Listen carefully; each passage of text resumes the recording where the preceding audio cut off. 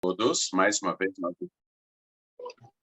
boa noite a todos. Nós estamos mais uma vez reunidos para algumas ideias a respeito da porção da Torá desta semana, que se inicia.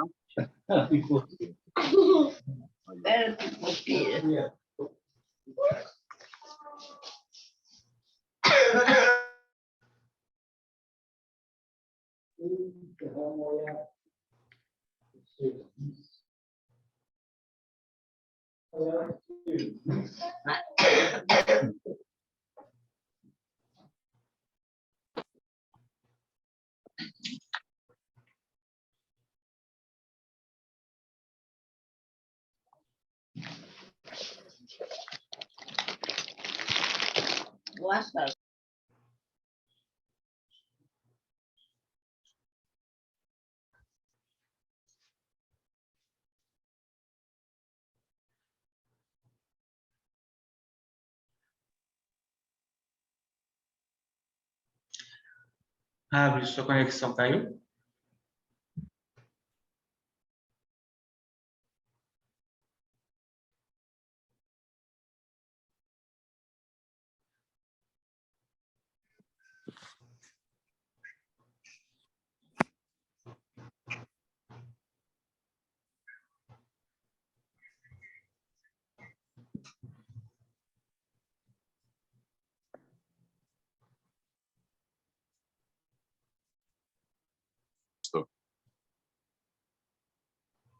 Muito bem, mais uma vez nós estamos começando a nossa aulinha semanal a respeito de assuntos em relação aos quais a porção da Torá nos inspira, começando com uma nova paraxá de um novo livro. A paraxá tem o mesmo nome do livro, Sefer Shemot, que significa o livro dos nomes.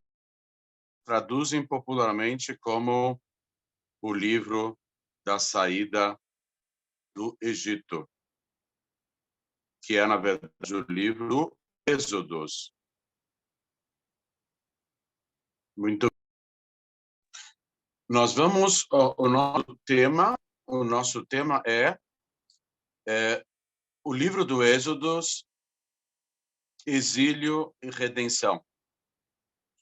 Exílio e redenção ocorre o tempo todo em nossas vidas.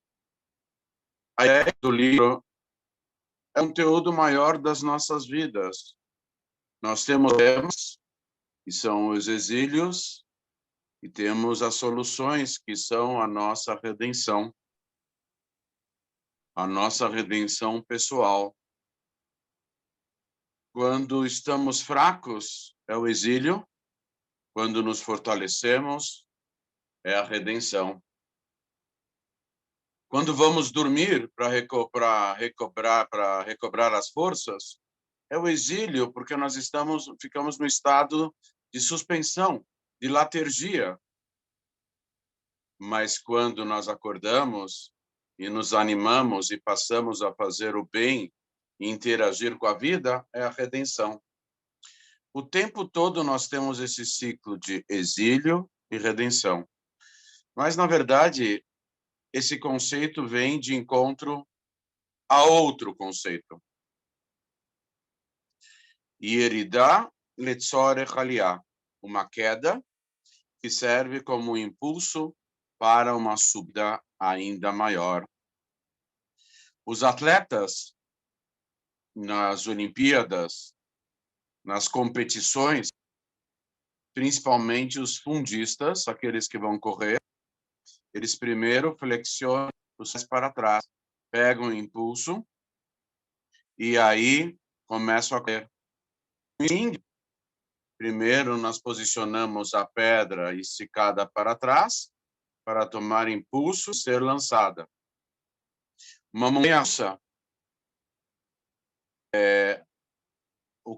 os carrinhos caem, mas eles assumem um pouquinho o impulso. É claro que tem também uma trilha elétrica, né, que vai subindo sozinha, etc. Mas existe um quê de impulso em absolutamente tudo. O impulso é a preparação para o evento. Para alcançarmos alguma altura, há a necessidade do impulso. O elevador tem um gigantesco contrapeso, que ele desce quando o elevador está subindo. É claro que ele funciona também eletricamente, mas o contrapeso faz uma grande diferença. É preciso que o contrapeso do elevador desça para ele poder subir. É preciso que o contrapeso do elevador suba para ele poder descer. O conceito aqui é de preparação, uma queda para uma subida ainda maior. Nós estamos passando por dias especialmente difíceis no mundo como um todo, conflitos, os países à beira de deflagrarem um conflito generalizado.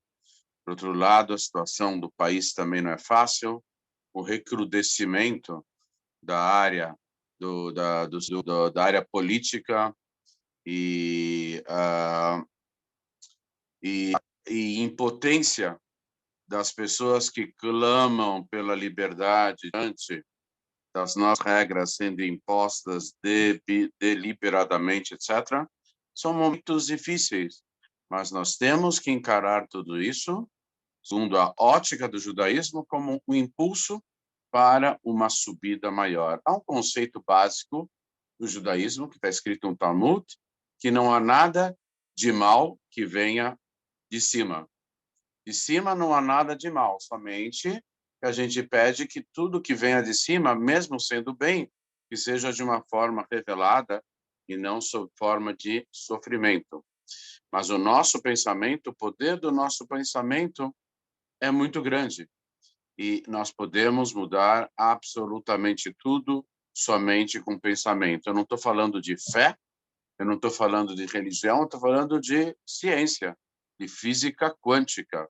O nosso observar, o nosso olhar, a nossa ótica, o nosso ponto de vista e as nossas lentes do nosso olhar podem perfeitamente modificar a realidade ao nosso redor. Lá no Egito, os judeus foram predestinados a passarem por poucas e boas. Houve uma campanha nacional do Paró da época, em Faraó. Ele começou uma campanha enorme dizendo: egípcios e egípcias, vão. Inclusive o Midrash fala que ele colocou um mini tijolo pingente pendurado no pescoço dele, mostrando que o futuro daquela nação seriam as fortificações, as fortalezas, o tijolo como componente fundamental das obras construídas, etc., etc. Ele começou uma campanha. Os judeus acabaram aderindo à campanha, mas as intenções eram outras. Como um bom político, o Paró falava uma coisa e pensava outra. E assim os judeus acabaram aderindo a essa campanha e acabaram sendo totalmente escravizados. A escravidão lá no Egito, ela era mais pesada do que em qualquer outro lugar, em qualquer outro exílio ou infortúnio pelo qual o povo coletivamente passou. Mesmo na época do Holocausto, quando 6 milhões de nossos correligionários foram sacrificados da pior forma, mesmo assim, havia judeus em outros lugares do mundo que gozavam de plena liberdade. A desvantagem do Egito é que todo o povo estava junto, sofrendo conjuntamente. Um ajudava o outro, mas, ao mesmo tempo, o sofrimento era de todo o povo e não de parcela dele. Os judeus passaram por poucas e boas, inclusive de um trabalho chamado Avodat Farer. O que é Avodat Farer? Infelizmente, outros povos imitaram os antigos egípcios. Avodat Farer é um trabalho que quebra não só o corpo, mas a alma. O que os egípcios faziam com os judeus? Em vez de simplesmente construir, quando um escravo participa da construção de uma obra, de um monumento, de um prédio, de uma moradia, seja o que for, o escravo fica bem feliz, mesmo que ele trabalhou até a exaustão, ele fica muito feliz de ver a obra finalizada. Lá no Egito, eles davam um trabalho que quebrava o corpo e a alma. Por exemplo, eles faziam os judeus abrirem um buraco no chão. Depois que eles passavam o dia inteiro fazendo um buraco enorme no chão, eles pediam para os judeus pegarem a terra e começarem a cobrir o buraco no chão. Ou seja, era um trabalho sem finalidade, sem sentido. Os russos fizeram a mesma coisa em relação a milhões de prisioneiros que eles tinham. O trabalho que quebrava a pessoa psicologicamente, porque ela era forçada a fazer uma série de coisas, mas que não tinham resultado algum, não iriam resultar em absolutamente nada. Esse é um trabalho que, além de quebrar o corpo, quebra a alma também. Os judeus estavam sofrendo dois grandes perigos e duas grandes influências lá no Egito. Em primeiro lugar, o sofrimento físico. Esse sofrimento era tão grande a ponto dos egípcios cobrarem taxas, quotas e tijolos impossíveis de serem usados diariamente na construção de fortalezas. Então, as paredes em relação às quais ficavam faltando tijolos, os egípcios completavam emparedando vivas as próprias crianças dos judeus. Estão faltando tantos tijolos para terminar essa parede? Não tem problema, nós vamos pegar os seus bebês, vamos colocar nos buracos da parede e vamos emparedá-los vivos, para termos uma pequena ideia dos requintes de crueldade que os egípcios tiveram em relação aos judeus. Os judeus sofreram muito, mas chegou o momento que eles sofriam de Kotzer Ruach, espírito insensível. Quando Moshe Rabbeinu chegou para os judeus e disse: eu sou o salvador de vocês. Aí cada um deles respondeu: e eu sou o super-homem, e eu sou a bicicleta. Eles não acreditavam, eles estavam num nível tal que até quando apareceu o verdadeiro redentor do povo de Israel, eles estavam tão desanimados, tão desiludidos, que eles não tiveram, Moshe Rabbeinu não teve que fazer, por orientação divina, alguns sinais para que eles percebessem que chegou a hora da vossa redenção. A mesma coisa acontece com qualquer tirania. Qualquer tirania não quer simplesmente explorar o ser humano, não quer simplesmente tolher as suas liberdades e os seus direitos. A tirania principalmente quer tolher a esperança que o ser humano tem naturalmente de vislumbrar um dia melhor, um mundo melhor, uma fase melhor da sua vida, um mundo melhor para os seus filhos e descendentes. A esperança faz parte do ser humano. E nós podemos ceder em tudo aos nossos tiranos. Podemos ceder em relação à liberdade de expressão, podemos ceder em relação aos nossos direitos. Quando nós estamos em desvantagem, não temos muito o que negociar. Afinal das contas, estamos em desvantagem. Mas uma coisa que, em absoluto, os tiranos não podem tirar das pessoas de bem, das pessoas honestas, das pessoas de bom coração, das pessoas que visam o bem do próximo e visam e intencionam construir um mundo melhor, o que eles não podem tirar de forma alguma, e para isso nós temos que lutar. A única coisa que vale a pena nós lutarmos, o que realmente? A nossa esperança. Porque enquanto as pessoas têm esperança, elas estão alegres e felizes, porque elas acreditam que o problema momentâneo é só momentâneo, é só temporário, e que dias melhores virão. Essa é a forma da pessoa enfrentar todos os problemas. O José Yosef, filho do patriarca Jacó, um dos 12 filhos, aquele que se transformou no vice-rei do Egito e praticamente ele dominou e reinou sobre o mundo inteiro, mesmo como vice-rei. O Yosef, antes dele falecer, diferentemente da orientação do seu pai, o patriarca Jacó, ele não quis de imediato ser enterrado em Israel. Ele quis, sim, ser enterrado no Egito. E ele quis ficar junto com o povo de Israel.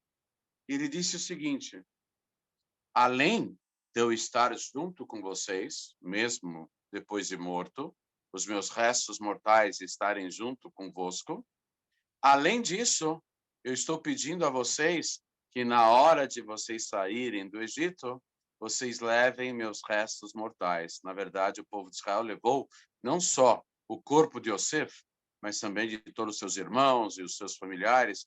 Eram muitos os caixões que foram transportados do Egito para Israel na travessia de 40 anos do deserto.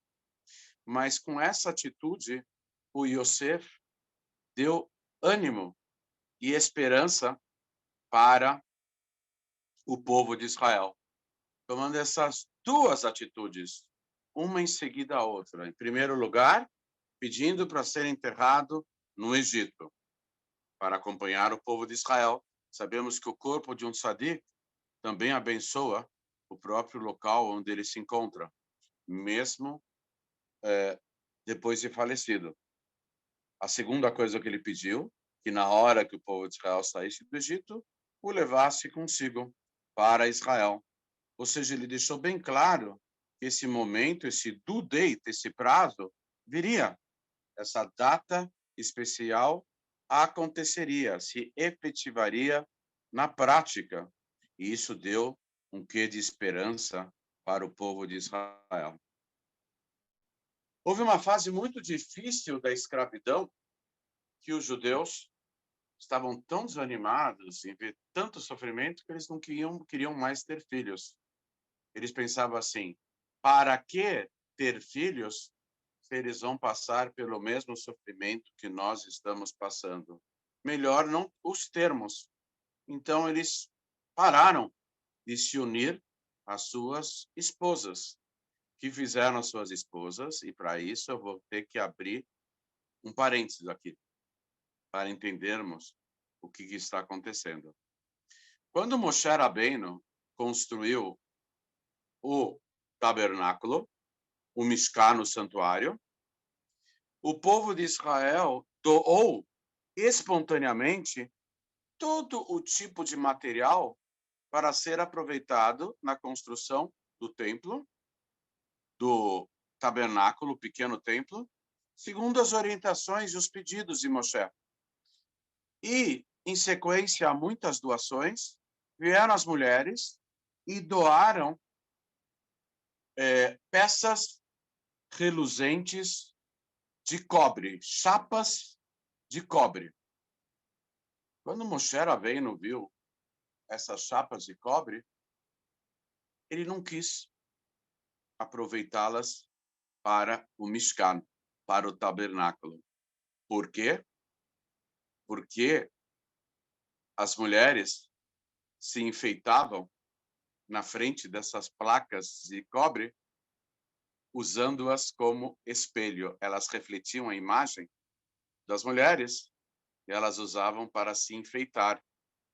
Então, Moshe Rabbeinu pensou: essas placas de cobre, elas não são adequadas, elas não são compatíveis com a santidade do Mishkan, do pequeno templo. Quando Moshe iria recusar as tais das placas de cobre, a presença divina se revelou para Moshe. Deus começou a falar com Moshe. E Hashem falou o seguinte: Moshe, eu quero que você aceite essas placas de cobre, porque elas me são muito queridas. Eu quero que elas participem, façam parte do Mishkan. E efetivamente elas acabaram servindo como parte do samovar enorme feito de cobre que servia para armazenar água com as quais os Koanim, os sacerdotes, faziam netilat yadayim, o enxágue ritual das mãos e dos pés, antes de começarem a trabalhar no serviço divino dentro do santuário. Por que o Criador do mundo disse para Moshe, contrariando a opinião de Moshe, por que ele falou que aquelas placas lhe eram tão queridas? Porque na hora que o povo de Israel, os homens se desanimaram para terem filhos, porque eles estavam trabalhando até a exaustão, eles não queriam que os filhos nascidos passassem pelos mesmos sofrimentos, as mulheres pensavam diferente. As mulheres eram mais animadas, elas tinham mais esperança, elas sabiam que num dado momento eles seriam redimidos por Deus. Então, o que elas faziam? Quando eles chegavam cansados em casa, as mulheres dos judeus no Egito se posicionavam na frente daquelas placas de cobre e se enfeitavam especialmente para atraírem seus próprios maridos para a união física que resultaria na concepção de filhos e de uma nova geração. Por causa daquelas mulheres que o povo de Israel se perpetuou. Então, a intenção delas em se enfeitarem diante daqueles espelhos era totalmente sagrada. O que Deus falou para Moshe em relação às placas de cobre? Moshe, eu quero essas placas para o Mishkan, para o tabernáculo, porque elas são extremamente sagradas, extremamente queridas.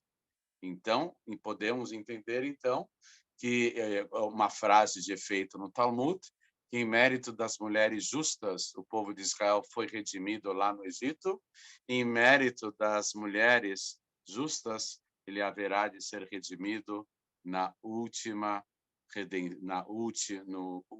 final do último exílio e no início da última e definitiva redenção do povo de Israel e, por extensão, de todos os monoteístas e, por extensão, de todas as pessoas de bom coração e, por extensão, de toda a humanidade. Por que eu faço uma distinção entre monoteístas e pessoas de bom coração? Esperamos que todos os monoteístas tenham um bom coração.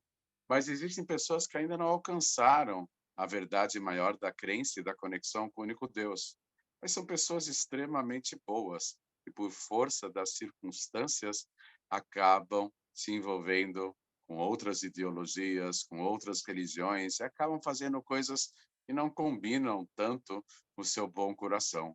Mas ter um bom coração, em absoluto, é fundamental e decisivo, porque as pessoas de bom coração, por ocasião da revelação do Mashiach, elas vão mudar de time em um segundo. E o que fará com que elas mudem de time em um segundo, em um instante? O bom coração. Pessoas de bom coração têm uma facilidade maior em encontrar a verdade. Se tiverem um bom coração, é mais fácil encontrar a vontade, encontrar a verdade. Através da vontade, é claro. Então, e é o mesmo livro de Êxodos, a saída do Egito, é o mesmo livro que vai falar da redenção do Egito. Assim como o exílio lá atrás, há 3.334 anos, assim como a redenção do Egito, o exílio do Egito é a fonte de todos os exílios, a redenção do Egito é a fonte de todas as redenções, inclusive da última e da definitiva que ocorrerá por ocasião da revelação do Mashiach. Quando Hashem vai se revelar pessoalmente. Há uma ideia de que cada indivíduo do povo de Israel será recolhido por Deus pessoalmente para a terra de Israel. E Hashem vai beneficiar pessoalmente cada pessoa de toda a humanidade que procurar se ligar e se conectar ao infinito. Hashem vai se ocupar pessoalmente de cada um de nós. Essa é a maior redenção. Esse é o aspecto mais magnífico, magnânimo da tão esperada redenção, e nas palavras do líder máximo da nossa geração, o Rebbe de Lubavitch, deverá ocorrer a qualquer momento, e a qualquer momento mesmo. O Mashiach está muito próximo, e todos os acontecimentos que aparentemente apontam para uma outra direção, mostrando o recrudescimento do exílio, um mal hoje em dia aparecendo na cara dura, tanto a nível internacional como a nível do nosso país. Tudo isso é um sinal de que o mal está agonizante, tal qual uma fera ferida, que com as suas últimas forças quer reagir, mas sabe que está com os dias contados. E isso vai ocorrer quando, na palavra do profeta, consta Beruach atumá a avir mina ares. Exatamente, Yosef, tem prazo de validade o mal. E o Espírito de Deus será extirpado, eu extirparei da face da terra, com a revelação do Mashiach, com a redenção. O Rebbe prometeu, ele há de cumprir, promessa e dívida, o Rebbe nunca falhou em nenhum dos seus prognósticos, a qualquer momento, e a qualquer momento mesmo, se Deus quiser. Até lá, e falta pouco tempo para ocorrer, nós temos que alimentar ao máximo a nossa espiritualidade, a nossa esperança, a nossa alegria de viver, e devemos nos preparar para receber o Mashiach. De acordo com a nossa preparação, é que vamos receber o Mashiach num nível cada vez maior de espiritualidade. Então, vamos abrir os olhos e vamos nos preparar para receber o Mashiach a qualquer momento, e a qualquer momento mesmo, se Deus quiser. Amém. Vamos abrir aqui as perguntas, provavelmente vai cair a qualquer momento. Quem quiser é só clicar no link para voltar à sala, para podermos responder, de acordo com as nossas possibilidades, as perguntas que serão formuladas. Então, vamos aguardar, provavelmente vai cair a qualquer momento. Nós temos aqui o número 39 de participantes, 39 de uma palavra tal, Tet 9 e Lamet 30. Tal significa orvalho, e vai ser o orvalho da revelação do Mashiach, o mérito desses 39 participantes aqui, e que também ocasionarão a precipitação do orvalho que vai ressuscitar os entes queridos. Amém. 39, um número forte, tal, orvalho. Alguma pergunta, pessoal? Vai cair qualquer momento, mas alguém já pode fazer a pergunta. Qualquer coisa eu respondo na sequência, eu repito a pergunta na sequência. Alguém tem alguma pergunta? Por gentileza. Shalom, Ravi. Oi, com quem estou tendo o prazer de falar? Wellington. Como vai, Wellington? Tudo bem? Tudo bem, graças a Deus. Baruch Hashem. Baruch Hashem. Baruch Hashem. Alguma pergunta? Posso ajudar? Ravi, eu gostaria de fazer uma pergunta. Poderíamos conciliar toda a maldade, contra os princípios éticos à esquerda hoje? Seria tipo a raiz do mal hoje? Eu sei se tiver alguém de esquerda aqui, me desculpe, mas é só uma dúvida. Não, na verdade o mal ele se reveste em várias ideologias. Não é só nessa ideologia, em outras também. Essa ideologia faz muita bagunça, mas tem outras ideologias também, né? Que fazem bastante bagunça. Outras religiões, por exemplo, veja a dificuldade que o povo do Irã está enfrentando em relação ao governo. O governo lá não é de esquerda, o governo lá é de um totalitarismo religioso, fanático, do islamismo, né? Eles estão enfrentando muitos problemas da supressão da liberdade. O mal pode se revestir em qualquer ideologia, indistintamente, independentemente. Pode ser que mais nos últimos 100 anos está se revestindo mais uma ideologia, mas, por exemplo, também é uma discussão muito grande se o nazismo ele era de direita ou de esquerda. Eu entendo que ele era de direita, né? Nacional socialismo, nazismo. Mas tem o fascismo, o nazismo, todos os ismos que não são coadunantes, não são compatíveis com o judaísmo, acabam sendo problemáticos. Outros ismos que tem por aí, periquitismo, picaretismo, todos os outros ismos que tem por aí acabam sendo bem problemáticos, principalmente quando tolhem a nossa liberdade de atuação, de pensamento e de expressão, né? Mas o mal pode se revestir, ele se reveste ora num movimento, ora no outro, ora numa